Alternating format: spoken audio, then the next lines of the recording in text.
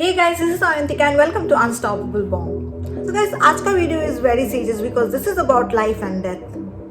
ऐसा क्यों? Just stay tuned, खुद ब खुद पता चल जाएगा.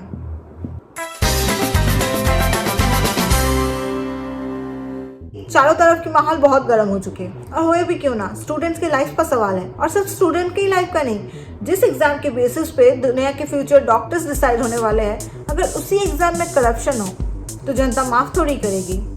इस एग्जाम के शुरू से ही, मार्क माई वर्ड्स गाइस, शुरू से मतलब एग्जैक्टली रजिस्ट्रेशन प्रोसेस से यहाँ पे बहुत सारी सस्पिशियस चीजें होती गई, पर स्टूडेंट ने इसलिए इग्नोर किया है कि ऐसा तो होता रहता है.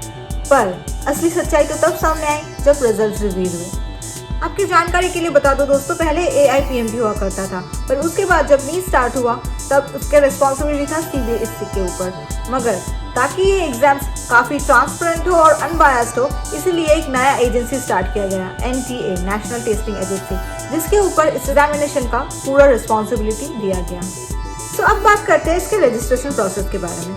हर एग्जाम की तरह इसकी भी रजिस्ट्रेशन ऑनलाइन होती है और उसके लिए 1 महीने का टाइम रहता है. पर इस साल 1 महीने के टाइम के बाद भी 1 हफ्ते के लिए फिर से एक्सटेंड कर दिया गया, विच इज़ नॉर्मल. हर साल ऐसा होता रहता है. बट फिशी तो तब लगा जब 1 हफ्ते के एक्सटेंशन के बाद रजिस्ट्रेशन क्लोज हो गए और 1 महीने, नॉट एग्जैक्टली 1 महीने, 24 दिन बाद फिर से ओपन कर दिया जाता है. एक बात बताओ, ये कौन से स्टूडेंट है जो पढ़ाई में इतने मगन हैं कि उनको अपने एग्जाम के लिए रजिस्ट्रेशन कराने का टाइम तक नहीं है. ठीक है, मान लेते हैं बच्चे बिजी थे, but what about their parents. हमारे टाइम पे तो हमसे पहले हमारे मम्मी पापा हमको बोलने रखते थे कि जाओ बेटा पहले रजिस्ट्रेशन करा लो, क्योंकि अगर रजिस्ट्रेशन ही नहीं कराया तो प्रिपरेशन का क्या ही फायदा. नहीं, NTA का कहना था कि स्टेक होल्डर्स का डिमांड था. क्या आप गेस कर सकते हो कि ये जो 1 महीना बाद वाला जो रजिस्ट्रेशन हुआ, वहाँ पे कितने बच्चों ने रजिस्टर कराया? 24,246. जी हाँ गाइस, मतलब जो इतने डेडिकेशन के साथ प्रिपरेशंस ले रहे हैं एग्जाम के लिए, उनको एग्जाम के लिए रजिस्ट्रेशन कराना ही याद नहीं रहा. Strange right? और या फिर डोनेशंस जुगाड़ होने में टाइम लग गए. अब बात करते हैं एग्जाम की. एग्जाम डेट के पहले से ये खबरें आ रही थी कि बिहार में एग्जाम पेपर्स लीक हो चुके हैं. यहाँ तक कि कुछ टेलीग्राम पेजेस में भी ये पेपर्स लीक हो चुके हैं. पर NTA ने कोई स्टेप लेने का सोचा ही नहीं. इन लोगों ने बिना किसी इंक्वायरी के एग्जाम ले ली. पटना में 13 लोग अरेस्ट भी हो गए पेपर लीक करने के लिए. इन लोगों ने 30 से 40 लाख रुपए लिए हैं एक एक कैंडिडेट से. और इस एग्जाम की एक और खास बात बताऊं, this is like a record breaking news. इस साल 67 लोगों ने एक साथ टॉप किया, वो भी फुल मार्क्स के साथ. और अभी तो रुको, यहाँ पे खत्म नहीं हुआ. यहाँ पे 6 बच्चे सेम सेंटर से भी थे. Strange right? और सारे के सारे फुल मार्क्स के साथ टॉप कर रहे हैं. जहाँ नीट का टोटल मार्क्स होता है 720, वहाँ पे लोगों को 718 और 19 भी मिल रहा है, which is not possible at all. It should be 715 और 16. क्यों? मैं समझाती हूँ आपको. सो नीट में हर करेक्ट आंसर को आपको मिलता है 4 मार्क्स और नेगेटिव मार्किंग रहती है गलत जवाब के लिए, जो कि है -1. तो अगर आपने सारे क्वेश्चंस अटेम्प्ट किए हैं और उसमें से एक गलत निकलता है तो उसमें आपके टोटल 5 मार्क्स माइनस होंगे. 4 तो आपके गलत आंसर के और नेगेटिव मार्किंग अलग से. और अगर आपने एक क्वेश्चन अनअटेम्प्टेड छोड़ दिया तो 716 आता है. तो फिर 718 और 719 कहाँ से हो रहे हैं? सो इसके सफाई में और 67 बच्चों के टॉपर बन जाने की सफाई में NTA का कहना ये है कि इस साल बच्चे ज़्यादा थे तो इसलिए टॉपर भी ज़्यादा बन गए. और मार्क्स की बात करें तो इन लोगों ने बहुत सारे ग्रेस मार्क्स दिए हैं. क्यों?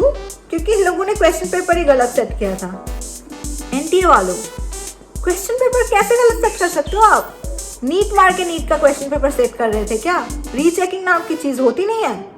इस मामले में NTA का कहना ये भी था कि जो क्वेश्चन इन लोगों ने सेट किया था जो कि गलत है, उस क्वेश्चन का आंसर NCERT 2018 वाले एडिशन में गलत था, जो कि उस किताब के नेक्स्ट एडिशन में करेक्ट भी कर दिया गया है. तो ये कौन से बच्चे हैं जो रिसेंट एडिशन की बुक नहीं पढ़ रहे और 6 साल पुराने बुक के बारे में इशू कर रहे हैं? इन लोगों का कहना तो ये भी था कि स्टूडेंट्स को लॉस ऑफ टाइम दिखा, इसलिए उनको ग्रेस मार्क दे दिया. अब अगर लॉस ऑफ टाइम दिख रहा था तो थोड़ा एक्स्ट्रा टाइम दे देते, 15-20 मिनट ज़्यादा दे देते. ग्रेस मार्क कहाँ से आ रहा है इसमें?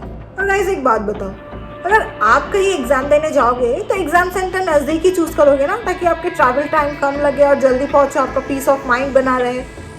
रूल्स के हिसाब से स्टूडेंट अपने घर से 100 से 150 किलोमीटर की दूरी में एग्जाम सेंटर चुन सकता है, मगर 1000 किलोमीटर दूर ज़्यादा हो गया नहीं?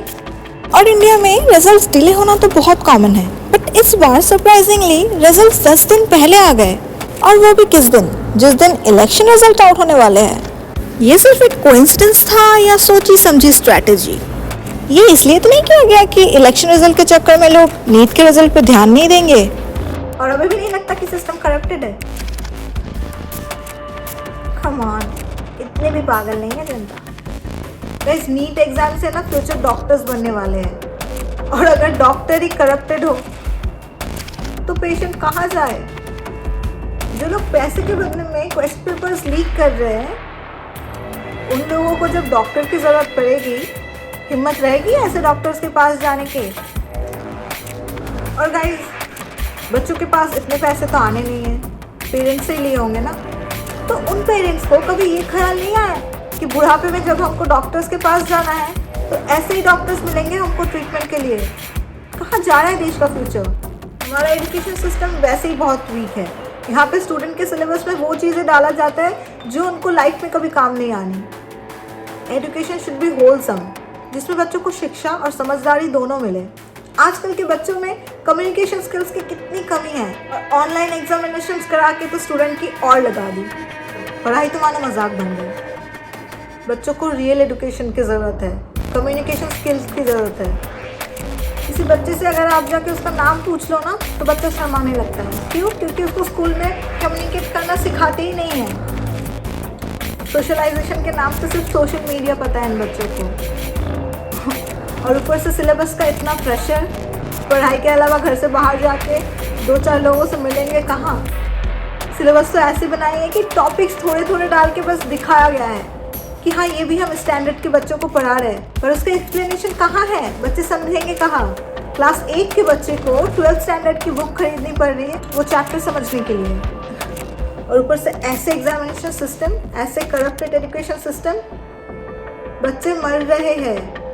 एक एग्जाम के लिए बच्चे कितने मेहनत करते हैं, 13-13 घंटे पढ़ाई करते हैं, फैमिली फंक्शंस अटेंड नहीं करते, दोस्तों से नहीं मिलते, खुद को आइसोलेटेड कर देते हैं, और उसके बाद ऐसे एग्जाम्स। सीरियसली आए दिन बच्चों के सुसाइड के खबरें आते हैं, और अभी भी हमारे मिनिस्टर चुप है।